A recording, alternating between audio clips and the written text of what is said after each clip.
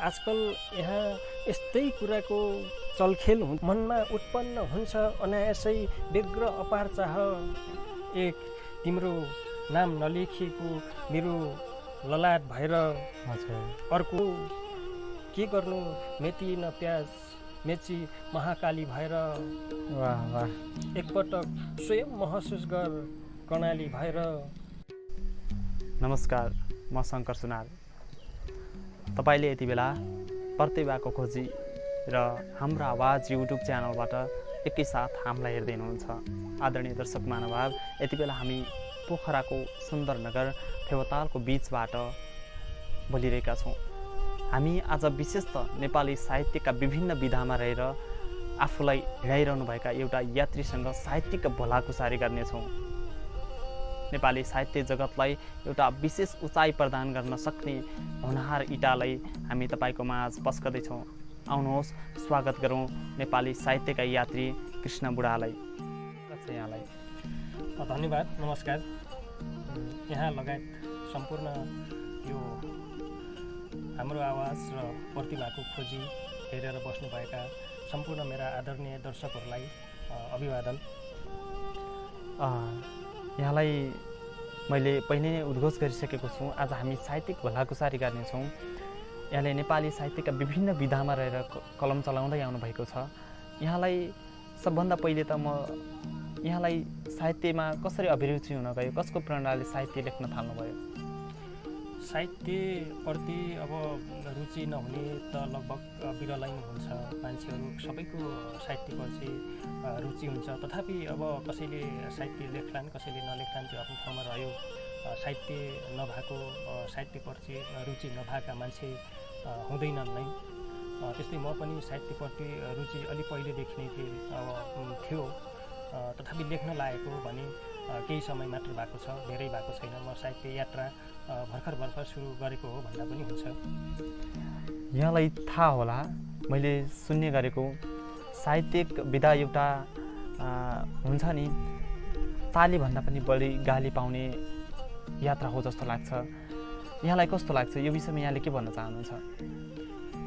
तपाईँको जुन साहित्यमा विकृतिहरू आएका छन्, त्यसमा स्वाभाविक रूपमा विकृति विसङ्गतिहरू जुन क्षेत्रमा पनि भित्रिएको खण्डमा त्यो चाहिँ मान्छेहरूले चाहिँ दर्शकहरूले त्यस विषयमा खबरदारी गर्ने अथवा गाली गर्ने स्वाभाविक हो।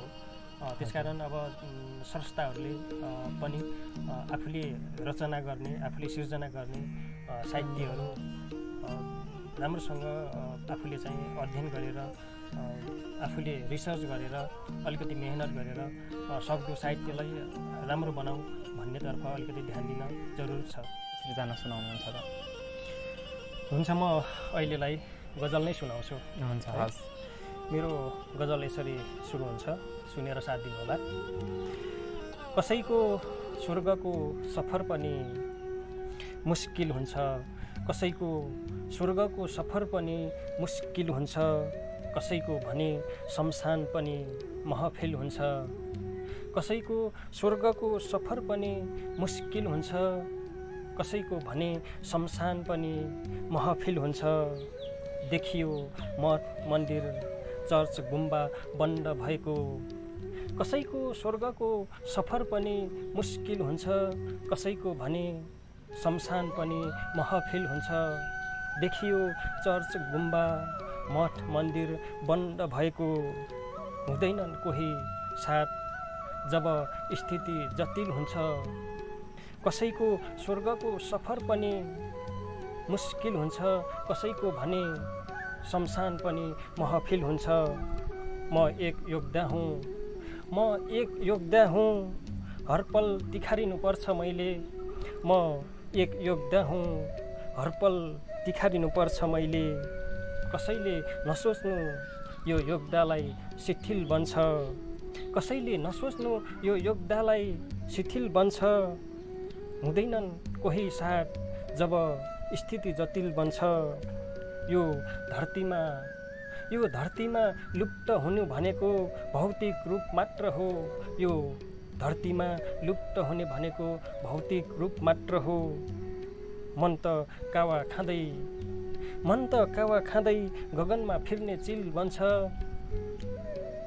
कसैले नसोच्नु योगदालाई शिथिल बन्छ उत्पन्न हुन्छ मनमा अनायासै अपार चाह मनमा उत्पन्न हुन्छ अनायासै व्यग्र अपार चाह मनमा उत्पन्न हुन्छ अनायासै व्यग्र अपार चाह कल्पनामा कहिले कब्र कहिले मन्जिल बन्छ कसैको स्वर्गको सफर पनि मुस्किल बन्छ कसैको भने महफिल कसैको भने शमशान पनि महफिल बन्छ कल्पनामा कहिले कब्र कहिले मन्जिल बन्छ। धन्यवाद। वाह, निकै मन छुने शब्दहरूको छनौट गर्नुभएको छ यहाँले, निकै मन छुयो र हाम्रा दर्शकहरूको पनि मन छुने छ यहाँको यो सृजनाले। म यहाँको साहित्यिक जीवनको उज्जवल भविष्यको कामना पनि गर्छु हाम्रो यो बसाइबाट। यहाँले निकै राम्रो र अहिले मार्मिक र गम्भीर शब्दहरूको छनौट गर्नुभएको छ। यहाँलाई यहाँको बुझाइमा नेपाली साहित्य के हो जस्तो लाग्छ त? नेपाली साहित्य जीवन हो, जगत हो होइन। साहित्य नै दुनियाँ हो, साहित्य ब्रह्माण्ड हो, साहित्य संसार हो। साहित्य भनेको एउटा ऐना हो, समाजको ऐना हो, जुन साहित्यले सबै कुराहरू साहित्यमा समेटेर छर्लङ्ग देखाउन सकिन्छ। त्यो साहित्य ऐना पनि हो। छोटो अनि गम्भीर बुझनशील रूपमा हामीलाई बुझाउनु भएको छ साहित्यको विषयमा। यहाँले बुझाउनु भएको कुरा एकदमै सान्दर्भिक छ र सन्तोषजनक छ। यहाँले कति जति सृजनाहरू रचना गरिसक्नु भएको छ त अहिलेसम्म? अब खासै मैले सङ्ख्यालाई महत्त्वपूर्ण रूपमा लिएको छैन। सिर्जना सङ्ख्यामा भन्दा पनि सिर्जना जस्तो भन्नुपर्छ। सिर्जना आफूले रचना गरेको सिर्जना एकदमै स्रष्टाले रचना गरेको मैले मात्र नभएर हर स्रष्टाले सिर्जना गरेका रचनाहरू साहित्यहरू सबैले बुझ्ने खालको अथवा सबैको भावना बोलेको हुनुपर्छ। एकदम भूमि बोलेको हुनुपर्छ, जगत बोलेको हुनुपर्छ, सबैको भावना बोलेको हुनुपर्छ। त्यो खालको साहित्य जसले कोर्न सक्छ त्यो नै महत्त्वपूर्ण हो। सङ्ख्याको हिसाबले भन्यौँ भने अब मैले अहिले सङ्ख्या नखुलाउँ भन्न नै चाहन्छु। सङ्ख्या अहिले खुलाउन चाहनु भएन यहाँले, ठिकै छ। हामी तपाईँका फुटकर सृजनाहरूलाई एउटा सङ्ग्रहित रूपमा आउँदा दिनहरूमा पनि यहाँलाई फेरि पनि एउटा रचनाकारको रूपमा हामी एउटा पुस्तकै नाम लिएर यहाँलाई हाम्रै कार्यक्रम मार्फत देखाउन पाऊँ, हामी यहाँलाई शुभकामना दिन चाहन्छौँ। साहित्यले मानवका अति सूक्ष्म कुराहरूलाई एउटा भावनाको रूपमा बाहिर देखाउँछ भन्नुभएको छ। हुन्छ, हामी फेरि पनि यति बेला यहाँको अर्को सृजना सुनौँ है त? हस्, म फेरि पुनः गजल नै सुनाउने प्रयास गर्छु। एकदम, हजुर।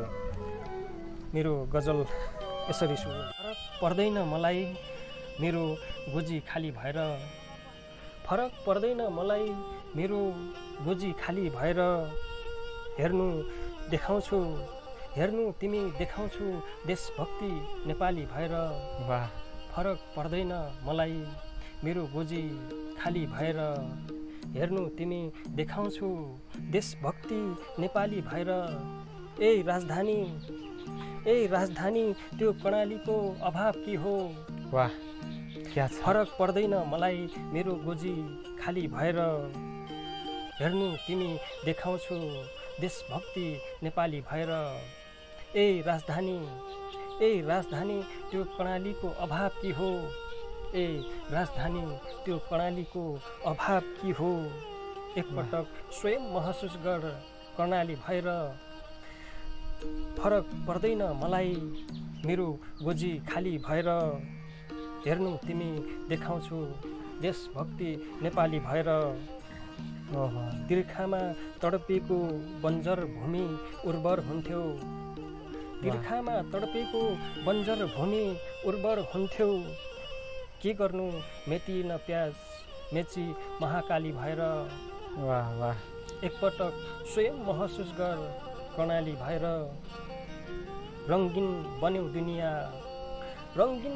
दुनियाँ चल्यो गोधुलीमा महफिल। रङ्गिन बन्यौ दुनियाँ चल्यो गोधुलीमा महफिल। तिर्खामा तडपेको बन्जर भूमि उर्वर हुन्थ्यो तिर्खामा तडपेको बन्जर भूमि उर्वर हुन्थ्यो के गर्नु मेटिएन प्यास मेची महाकाली भएर रङ्गिन रङ्गिन दुनियाँ रङ्गिन बन्यो दुनियाँ चल्यो गोधुलीमा महफिल रङ्गिन बन्यो दुनियाँ चल्यो गोधुलीमा महफिल क्या बात भयो मेरो गजल तिम्रो ताली भएर क्या बात भयो मेरो गजल तिम्रो ताली भएर के गर्नु मेटिएन प्यास मेची महाकाली भएर हर वस्तु जल्नु भनेको समाप्त हुनु मात्र होइन। यो शेर ध्यान दिएर सुन्नु होला। एकदमै एकदमै म शेरको अन्तिम शेरमा छु। हर वस्तु जल्नु भनेको समाप्त हुनु मात्र होइन हर वस्तु जल्नु भनेको समाप्त हुनु मात्र होइन भट्टामा जली निस्किन्छ एक शक्तिशाली भएर भट्टामा जली निस्किन्छ एक शक्तिशाली भएर फरक पर्दैन मलाई मेरो गोजी खाली भएर फरक पर्दैन मलाई मेरो गोजी खाली भएर हेर्नु तिमी देखाउँछु देशभक्ति नेपाली भएर। हजुर एकदमै मिठो लाग्यो मलाई। यो तपाईँको अन्तिम स्वर फेरि एकचोटि भनिदिन म यहाँलाई अनुरोध गर्न चाहन्छु। हस् हर वस्तु जल्नु भनेको समाप्त हुनु मात्र होइन हर वस्तु जल्नु भनेको समाप्त हुनु मात्र होइन भट्टामा जली निस्किन्छ एक शक्तिशाली भएर भट्टामा जली निस्किन्छ एक शक्तिशाली भएर। मलाई लाग्छ यहाँ साहित्यकै लागि जन्मिनु भएको मान्छे हो नत्र त यति मिठो र यति गम्भीर शब्दहरू यहाँको मानसपटलमा किन आउँथे र हामी जस्तोको लागि यहाँ निकै अविस्मरणीय हुनुहुन्छ। यहाँले निकै गहिरो र महत्त्वपूर्ण शब्द छनौट गर्नुभएको छ।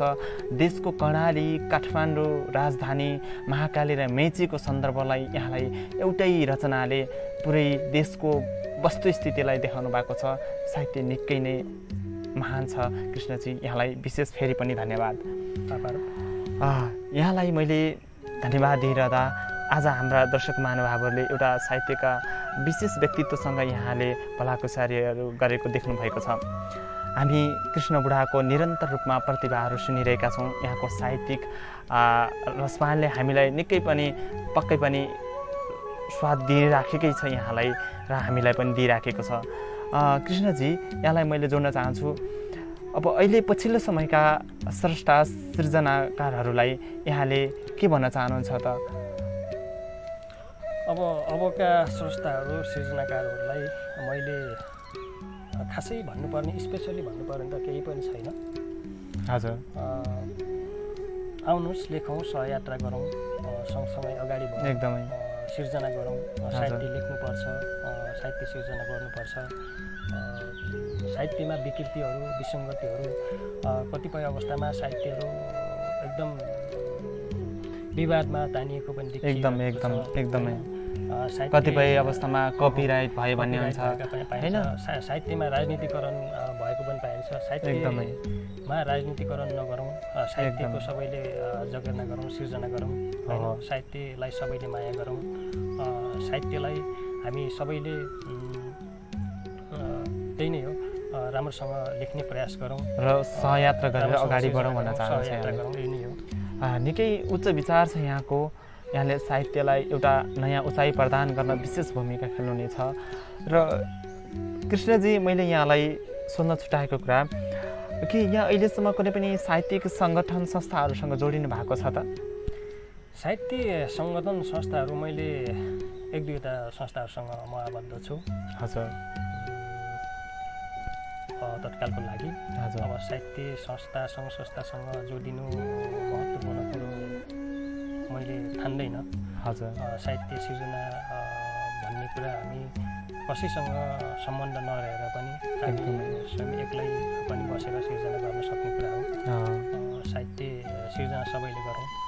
अहिले तत्काल म एक दुईवटा साहित्य संस्थाहरूसँग सम्बन्धित रहेर पनि सहकार्य गरेर पनि काम गरिराखेको छु।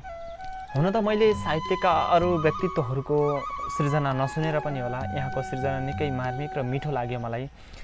आगामी दिनहरूमा पनि यहाँको सृजना निकै हाम्रो अगाडि देखिनेछन् र हामीले सुन्न पाउनेछौँ, पढ्न पाउनेछौँ होइन। यति बेला फेरि पनि हामी यहाँको अर्को सृजनातर्फ लागौँ। हामीलाई फेरि अर्को सृजना सुनाउनुहुन्छ यहाँले। कुन सृजना सुनाउनुहुन्छ त? हुन्छ, हामी अब समय पनि अलिकति अभाव छ। म समयको पाबन्दीलाई मध्यनजर राखेर छोटो मुक्तक सुनाउने प्रयास गर्छु। हजुर, एकदमै मुक्तक। मेरो मुक्तक यसरी सुरु हुन्छ। एक तिम्रो नाम नलेखिएको मेरो ललाट भएर, एक तिम्रो नाम नलेखिएको मेरो ललाट भएर, हजुर, अर्को चोखो माया प्रेममा विश्वासघात भएर, एक तिम्रो नाम नलेखिएको मेरो ललाट भएर, अर्को चोखो माया प्रेममा विश्वासघात भएर, अब दुनियाँले चाहेर पनि सकिँदैन बस्न, एक तिम्रो नाम नलेखिएको मेरो ललाट भएर, अर्को चोखो माया प्रेममा विश्वासघात भएर, अब दुनियाँले चाहेर पनि सकिँदैन बस्न, अब दुनियाँले चाहेर पनि सकिँदैन बस्न, तिम्रो दिलभित्र कार्यकारी सम्राट भएर, तिम्रो दिलभित्र कार्यकारी सम्राट भएर, एक तिम्रो नाम नलेखिएको मेरो ललाट भएर, अर्को चोखो माया प्रेममा विश्वासघात भएर। धन्यवाद। वाह, निकै खुसी लाग्यो कृष्णजी। यहाँलाई आफ्नो सृजना सुनाउनु भएको छ। यहाँले छुट्याउनु भएको यो महत्त्वपूर्ण समय हाम्रो लागि निकै अविस्मरणीय रहनेछ। यहाँले अन्ततर्फ छौँ हामी कार्यक्रमको। मैले सोध्न छुट्याएका र यहाँले भन्न बिर्सेका केही कुरा छन् भने हाम्रो दर्शकहरूलाई भन्न सक्नुहुन्छ। धन्यवाद। यहाँले यो समय उपलब्ध गराएर मेरो जुन रचनाहरू वाचन गर्ने जुन अवसर दिनुभएको छ, यसको लागि यहाँलाई पनि धन्यवाद। र मैले जुन रचना सिर्जना गरेर यहाँमाझ पस्कने प्रयास गरेँ, यसलाई राम्रो नराम्रो जे जस्तो छ यहाँहरूको प्रतिक्रियाको अपेक्षा गरेको छु र साहित्यलाई माया गरिदिनु होला, यही नै हो। हुन्छ, यहाँको महत्त्वपूर्ण समय र यो विशेष त यहाँको सृजनालाई निकै मन छोएको छ। यहाँको सृजनाको लेखन शैली अझै पनि फस्टाउँदै जाओस्, अझै फराकिलो बन्दै जाओस् र नेपाली साहित्य आकाशलाई अझै चम्काउँदो तारा बन्नुभएको यहाँलाई हामी देख्न पाइयोस् र यहाँको साहित्यिक भविष्यको उज्जवल शुभकामनासँगै आजको यो साहित्यिक भलाकुसारीबाट यहाँलाई बिदा गर्न चाहन्छु। धन्यवाद। दर्शक महानुभावहरू, यति बेला तपाईँले कृष्ण बुढाका सृजनाहरू सुन्नुभयो र हेर्नुभयो। यहाँलाई कस्तो लाग्छ? जस्तो लाग्छ त्यस्तै सल्लाह सुझाव पनि प्रतिक्रियाको हामी सधैँ अपेक्षामा रहनेछौँ। यहाँले यति बेलासम्म पनि हाम्रो यस च्यानललाई सब्सक्राइब गर्नुभएको छैन भने एकचोटि फेरि पनि हाम्रो च्यानललाई सब्सक्राइब गर्न नबिर्सिनुहोला र सँगै रहेको बेल आइकनलाई दबाएर सहयोग गरिदिनु होला भन्दै आजको यो साहित्यिक भलाकुसारीबाट म कार्यक्रम प्रस्तुता शङ्कर सुनार पनि उजेलिन चाहन्छु। हस्त, धन्यवाद, नमस्कार।